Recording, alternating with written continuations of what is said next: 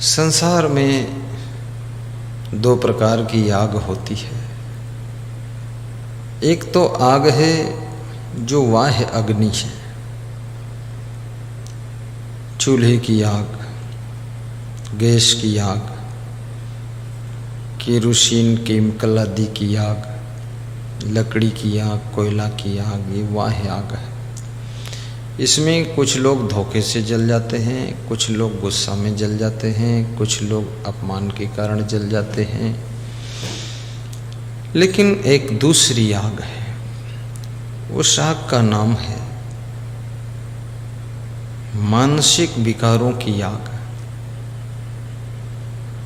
काम क्रोध की आग, लोभ मोह की आग, ईर्ष्या द्वेष की आग। इस आग में सारा संसार जल रहा है।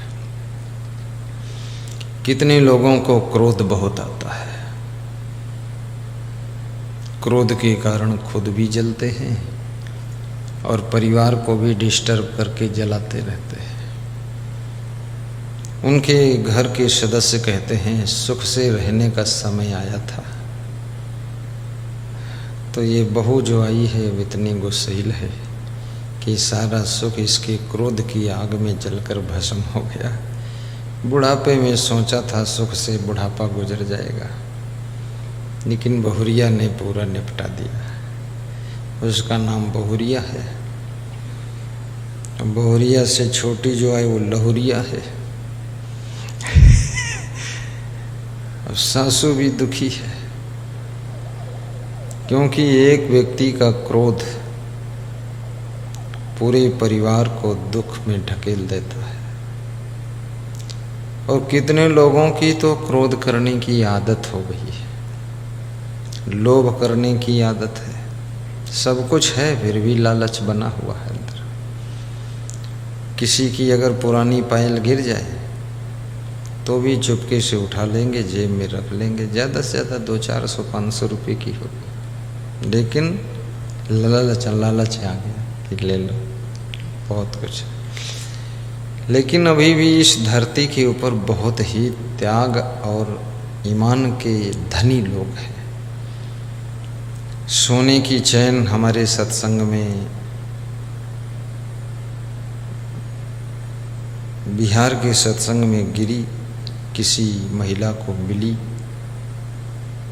सोने की चैन मध्य प्रदेश शामगढ़ के सत्संग में गिरी, किसी लड़की को मिली, तो उन्होंने अनाउंस करवा दिया। वो 25-30 हज़ार की चैन थी।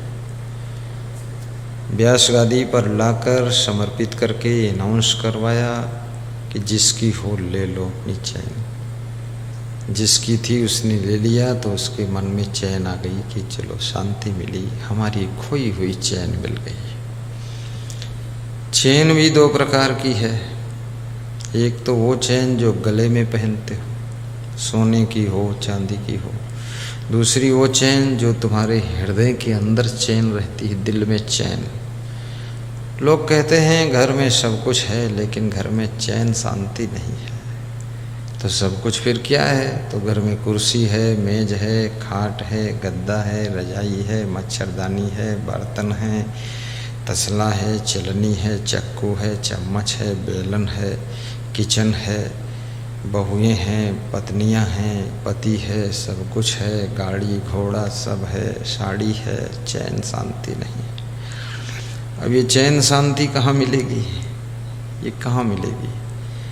ये सोने की चैन चांदी की चैन तो दुकान पर मिल जाती है, लेकिन मन की चैन, दिल की चैन, हृदय की चैन, शांति ये दुकान पर भी नहीं मिलती है। दुकानदार भी चैन बेचता है, उसके दुकान में हजारों चैन रखी, लेकिन उसके भी मन में चैन नहीं है।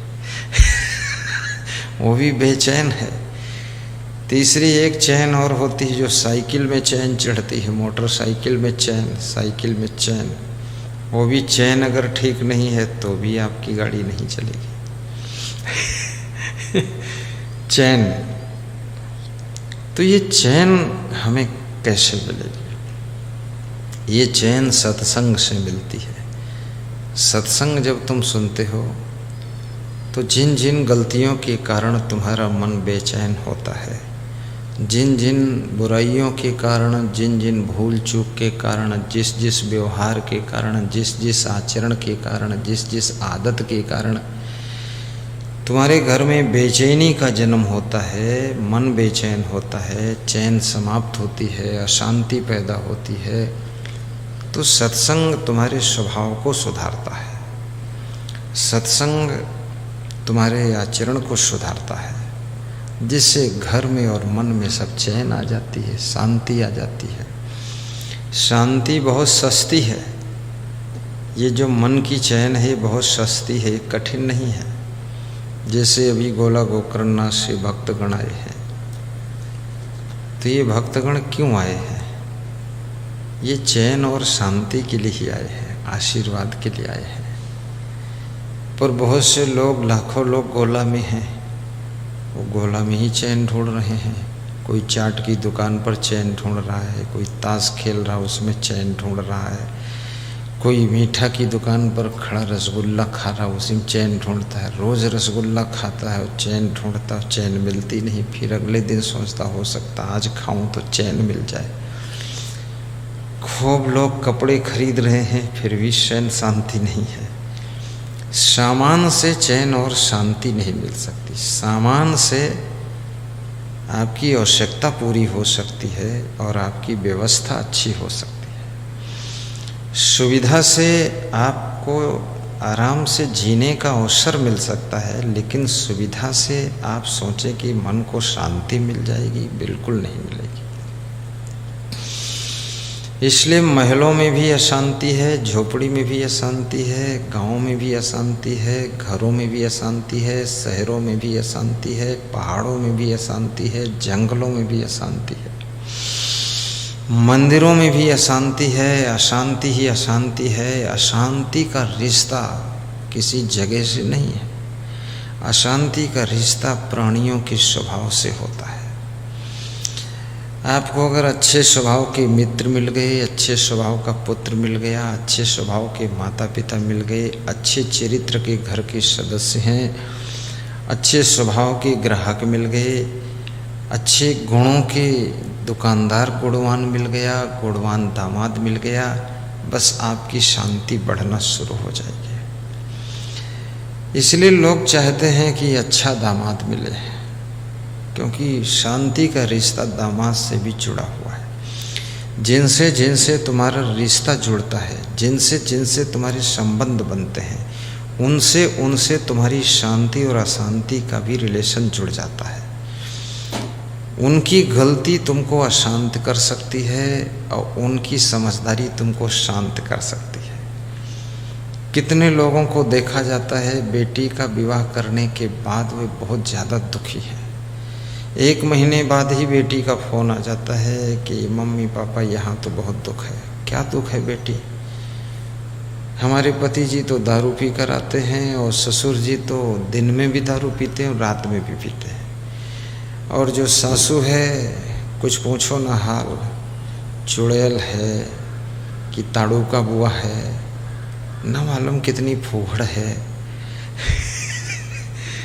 अब माँ बाप टेंशन में आ गए कि अरे बड़ी मुश्किल से तो शादी कर पाए, सब जमीन वमीन बेच के दहेज वहेज दे के बड़ी मुश्किल से तो निपटा पाए थे, और उधर से 1 महीने में ही फ़ोन आ गया कि यहाँ पर नाटक शुरू हो गई है। माँ बाप दुखी हो गए, लड़की का भाई दुखी है, चाचा दुखी है, बहन भी दुखी है। क्या करूँ, अब मेरा भाग्य ही फूटा हुआ है। छोटी बहन का देखो घर सही नहीं मिला है।